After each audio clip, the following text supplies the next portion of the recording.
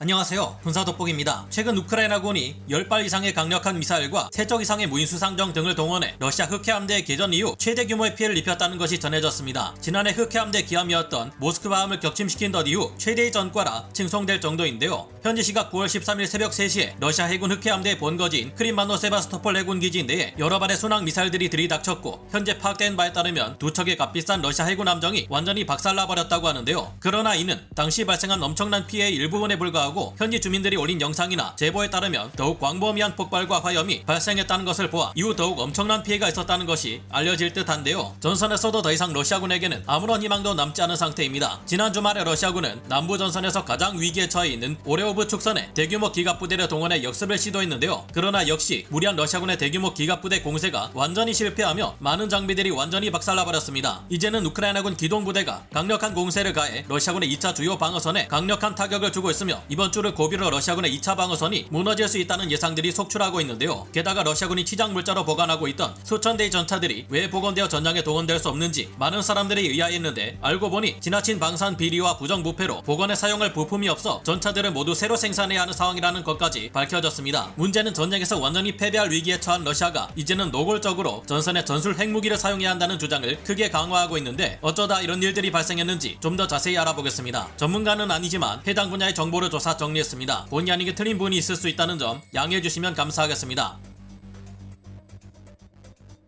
현지 시각 9월 13일 새벽 3시쯤 러시아 해군 흑해함대 함정들이 주둔하고 있던 크림반도의 세바스토폴 해군 기지 내부 깊숙한 곳 제13 해군 수리 공장을 비롯한 주요 시설을 우크라이나군이 발사한 여러 발의 순항 미사일과 공격 드론이 타격했습니다. 사진 속에 보이는 초록색 사각형 표시 부분은 해당 기지에 전기를 공급하는 발전 시설이고 파란색 사각형으로 표시된 부분은 러시아 해군 흑해함대의 함정들을 수리하기 위해 올려놓는 드라이 도크인데요. 현지 오신트 소식들의 분석에 따르면 이번 공격으로 인해 해당 발전소 시설에 우크라이나군이 발사한 미사일이 명중해 큰 폭발을 일으켰고 드라이 도크 위에 올려져 있던 흑해함대 함정과 잠수함까지 파괴하는 괄목할 만한 전과를 거뒀다고 합니다. 파괴된 함정은 흑해함대의 4,300톤 로프샤급 상륙 함정 하나인 민스크함 한 척과 3,800톤급 킬로 636형 잠수함 로스토프 나노두 한 척이라고 하는데요. 특히 이번 공격으로 잠수함을 파괴했다는 것이 눈에 띄는데 이 잠수함은 그동안 우크라이나에 칼리브르 잠대지 순항 미사일을 쏘아대며 온갖 전쟁 범죄를 저질러왔던 원흉입니다. 해당 함정들은 다시 사용할 수 없을 정도로 완파되어 버렸고 이것만 해도 이미 수조 원 단위의 엄청난 자산을 잃은 셈인데요. 러시아 현지 소방당국이 발표한 바에 따르면 군함 2척이 파괴되면서 사상자 또한 최소 24명 이상 발생했다고 합니다. 이 시설은 러시아 해군 흑해함대 함정들이 사용하는 최대 규모의 수리 시설이었지만 이번 우크라이나군의 공격으로 사용이 불가능한 상태가 되었다는데요. 아직 정확한 피해 범위가 보고되지 않았지만 현지 영상들에서 수많은 폭발과 화염이 치솟아 오르는 것을 보면 상상을 초월하는 피해가 이번 세바스토폴 해군 기지 공격에서 발생한 듯합니다. 파괴된 드라이도크 인근의 부두에도 흑해함대 소속 에드미럴 그레고로비치급 호위 함정 하나인 에드미럴 마카로프함 그리고 부얀 M급 미사일 초기함이 계류되어 있었다고 하는데 조만간 이들마저 파괴되었는지 여부가 밝혀질 듯합니다. 이번 공격에 우크라이나가 동원한 것은 지난해 흑해함대 기함 모스크바함을 격침시켜버렸던 넵튠 지대함 미사일의 개량형인 것으로 알려지고 있는데요. 이 개량형 넵튠 미사일은 사거리가 무려 700km까지 늘어난 것은 물론 낮은 해수면 고도에서 시스키밍 비행을 통해 러시아군의 레이더에 포착되지 않는다고 지난 8월 발표했습니다. 우크라이나군은 지난 8월 23일에 러시아군의 S-400 방공 시스템을 이미 이 개량형 넵튠 미사일로 파괴했고 이번에 두 번째로 세바스토폴 해군 기지 파괴에 사용한 것인데요. 이 같은 우크라이나군의 미사일 및 드론 공격이 크게 성공할 수 있었던 이유는 최근 있었던 우크라이나군의 흑해 유전지대 탈환 작전 덕분인 듯합니다. 우크라이나군은 보트들을 타고 이 지역 시설들을 공격해 탈환했고 이로 인해 러시아군의 흑해 해상 및 공중 초계 감시망이 와해되었기 때문인 것으로 보이는데요. 우크라이나군은 넵튠 개량형 미사일을 발사해 이 빈틈을 제대로 노렸고 러시아군 측에서는 대공포로 미사일을 요격하려 했지만 소용없었던 것으로 보입니다. 우크라이나군이 미사일을 발사한 원점으로 보이는 오데사에서부터 이번 공격이 이뤄진 세바스토폴까지의 거리는 약 300km인데 개량형 넵튠 미사일의 사거리는 700km에 달하기에 더욱 까다로운 공격도 가능했을 것으로 보입니다. 러시아군의 방공망들은 우크라이나군이 있는 북쪽을 보고 있었을 가능성이 높은데 개량형 넵튠 미사일이 긴 사거리를 이용해 흑해를 크게 우회해서 크림반도 남쪽에서 들어왔다면 러시아군이 이를 막을 방법이 없었을 것이라는 주장도 나오고 있습니다. 이 같은 우크라이나군의 공격이 단발성으로 그친다면 그 영향이 제한적일 수도 있지만 앞으로 추가 공격을 더 이어가 세바스토폴을 연속으로 타격한다면 러시아 해군 흑해함대는 완전히 초토화시킬 수 있다면 이로 인한 러시아군의 피해는 엄청날 것으로 여러 전문가들은 분석하고 있는데요. 흑해함대가 세바스토폴을 사용할 수 없게 될 경우 사용할 수 있는 해군 기지는 노브로시스크밖에 남지 않게 될 것이고 흑해함대는 차라리 없는 이만 못한 애물단지가 될 수 있다는 것입니다.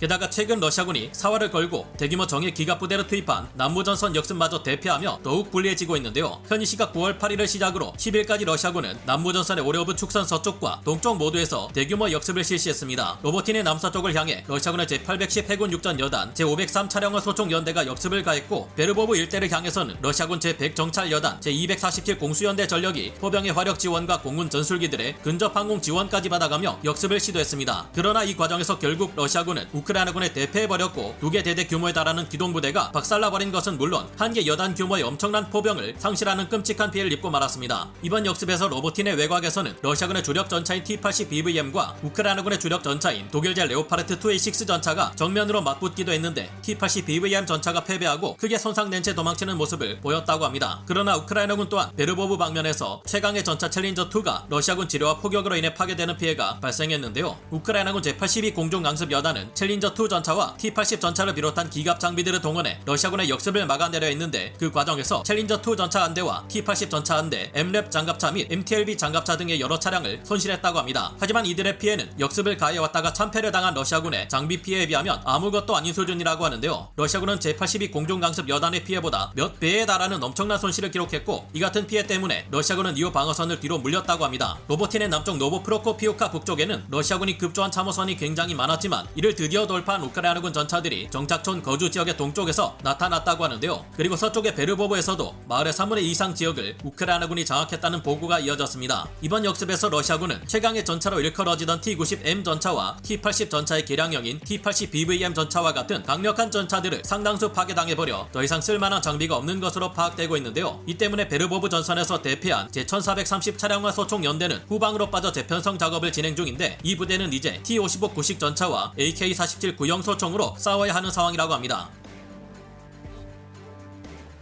그런데 놀라운 점은 이처럼 상황이 최악인데도 불구하고 현지 시각 9월 11일 러시아군이 또다시 기갑부대의 증원을 받아 로보틴의 방면으로 역습을 시도하는 무리수를 뒀다는 것입니다. 다음 날인 9월 12일 전해진 여러 오신트 소식에 따르면 러시아군 제810 근위 해군 육전 여단과 제503 차량화 소총 연대, 제1441 차량화 소총 연대, 제56 공중 강습 연대 등을 합쳐 총 4단급 규모에 필적하는 러시아군 병력이 또 역습을 시도했다고 하는데요. 이들이 맡은 임무는 이전에 노보프로코피우카 정착촌에 진입한 우크라이나군 제47 기계화 여단 및 제78 공중 강습 연대 병력을 저지하는 것이었습니다. 이들은 남부전선의 다른 부대에서 긴급히 지원된 T-72B3M 전차 및 기갑 장비들을 동원해 노보프로코피우카 서쪽에서 우크라이나군을 공격했는데요. 그러나 이번 러시아군의 역습은 항공 지원은 물론 포병의 화력 지원까지 받았던 지난번 역습 때와 달리 기동부대만 투입되었고 당연히 실패하고 말았습니다. 오히려 우크라이나군은 이번 러시아군의 역습을 잘 막아낸 뒤 다시 공세를 취해 노보프로코피우카 정착촌에 확실히 진입하는 것은 물론 코파니 방면에서 제65 기계화 여단 및 제116 기계화 여단을 투입해 러시아군의 급조 방어선에 강력한 공세를 가했습니다. 동쪽 베르보브의 남쪽 능선에서도 우크라이나군 제46 공중기동 여단이 깊숙이 치고 들어가 러시아군의 제1429 차량화 소총 연대 및 란스크 제6 코사크 차량화 소총 연대 병력이 힘겹게 방어선을 치르고 있다는데요. 이 러시아군 부대들은 벌써 심각한 피해를 입었기에 언제 이들이 방어하는 러시아군의 2차 주 방어선이 돌파당할지 알 수 없는 상태라는 말이 계속해서 나오고 있습니다. 상황이 이런 데다가 해당 지역의 러시아군 부대들은 인접한 무대와 통신조차 불가능해 상황을 제대로 파악하기도 어려운 상황인데요. 이처럼 상황이 최악으로 흘러가자 러시아 내에서 전술핵을 사용해야 한다는 주장이 노골적으로 나오고 있습니다. 러시아의 선전가로 불리는 블라디미르 솔로비오프와 러시아 국가두마 국방위원 안드레이 구를요프는 최근 화상 인터뷰를 통해 이와 같은 섬뜩한 주장을 내놓았는데요. 우크라이나의 전술 핵무기를 사용해야 한다는 이런 제안을 들은 것은 이번이 처음이 아니다. 로보틴에는 이제 전술 핵무기를 사용하기에 매우 이상적인 장소이다. 지금의 전선 상황은 완벽하다. 적군은 전부 거기에 몰려있다. 우리가 핵무기를 사용하면 우크라이나 공격군은 핵먼지를 뒤집어 쓰게 될 것이다. 우크라이나군은 예비 전력이 없기 때문에 핵무기로 그들을 제거해버리면 우리가 가진 병력으로 자포리자와